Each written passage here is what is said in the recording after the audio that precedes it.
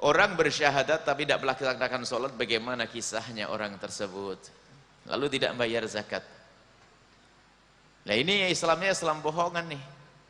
Sehingga ulama di dalam hal masalah meninggalkan sholat ini berbeda pendapat. Hati-hati. Yang meninggalkan sholat A'udzu billahi minasy syaithanir rajim. Bismillahirrahmanirrahim. Amma yatasaalun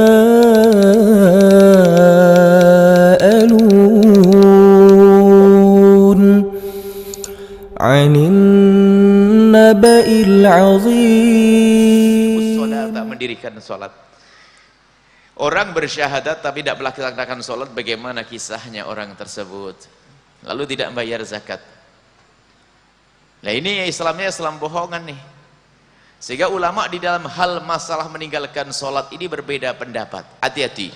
Yang meninggalkan sholat dosa besar dan sangat besar.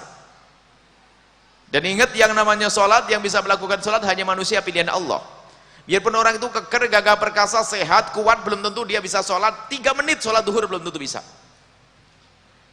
Lihat saja, na'udzubillah, ada orang nggak bisa sholat, padahal dia kalau ngangkat semen berjam-jam bisa. Tapi giliran suruh sholat nggak bisa. Padahal kalau sholat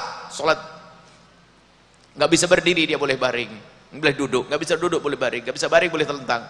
Dengan sesuka hati, cara sebisa-sebisanya.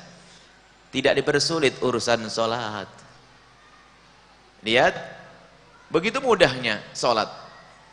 Waktu berdiri pun nggak menjinjing apapun di tangannya, tidak memikul apapun di pundaknya, nggak ada. Berdiri begini. Tapi tidak semua orang bisa melakukan sholat. Sebab yang diizinkan sholat oleh Allah, karena sholat itu mau menghadap kehadirat Allah subhanahu wa ta'ala. Dia akan menjadi orang yang sangat dekat kepada Allah dengan sujudnya. Aqrabu ma yakunul 'abdu min rabbihi wa huwa sajid. Saat paling dekatnya seorang hamba dengan Tuhannya waktu sujud. Allah enggak senang kalau hamba. Makanya kalau yang jarang sholat, karena Allah enggak senang dengan dia. Dan orang tidak bisa melakukan sujud 1 kali pun kecuali atas izin Allah.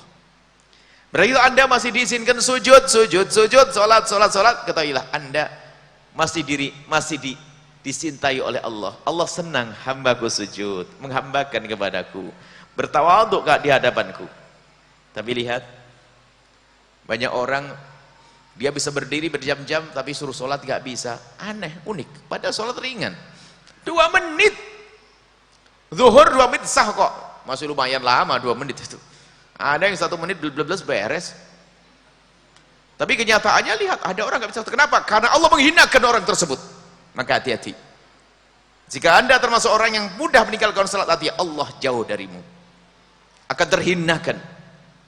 Dan juga jangan sampai ada di rumah kita 1 orang yang tidak sholat. Sebab jika ada di rumah kita 1 orang yang tidak sholat, akan dicabut rahmat dari rumah tersebut. Pembantumu adalah umat Nabi Muhammad, jangan sampai tidak diajari sholat, dosa.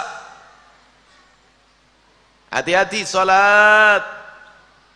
Beri kesempatan orang yang bekerja dengan kita sholat. Yang namanya urusan sholat, kadang kita ini terlena.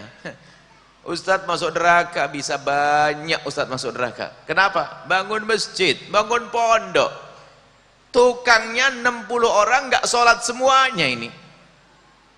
Hati-hati. Jangan Anda berani ngurusi masjid kalau tiba-tiba tukangnya tidak Anda beri kesempatan untuk sholat, tidak ada ajari sholat. Dia akan ditanya oleh Allah, dimasukkan di neraka, dia protes, ya Allah, saya itu kerja di masjid, kiainya tidak pernah ngajarin saya sholat. Hati-hati. Alangkah banyaknya orang terlena. Yang dipikirkan adalah agar masjidnya cepat jadi, khawatir tidak ikhlas ustaz tersebut. Kenapa? Dia hanya pengen disebut bahwasanya masjidnya besar, bagus, lupa bahwasanya masjid itu untuk apa? Untuk ngajak orang dekat kepada Allah. Apakah tukangnya bukan manusia?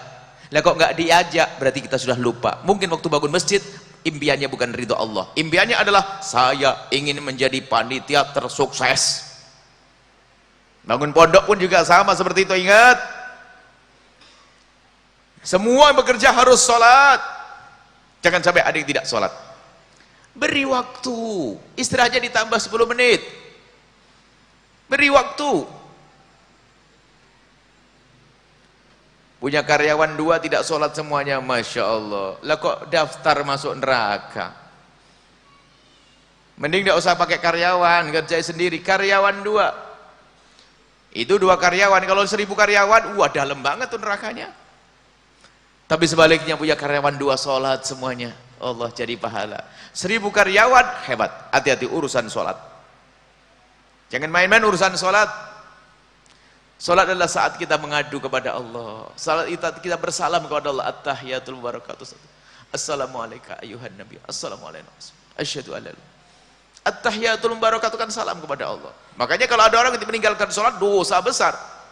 Dan karena yang meninggalkan sholat dosanya sangat besar, maka sholat dimudahkan oleh Allah. Mudah, nggak bisa berdiri, boleh duduk dan seterusnya. Bacaan sholat pun ternyata sangat terbatas, 5 tok kok bacaan sholat. Itu pun boleh ditawar kok.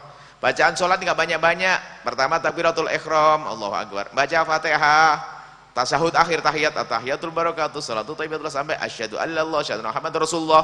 Yang keempat adalah Allahumma shalli ala sayyidina Muhammad, tok sampai di situ wajibnya. Setelah itu Pak, assalamualaikum. Adapun kabiro dan sebagainya, subhanallah itu sunnah.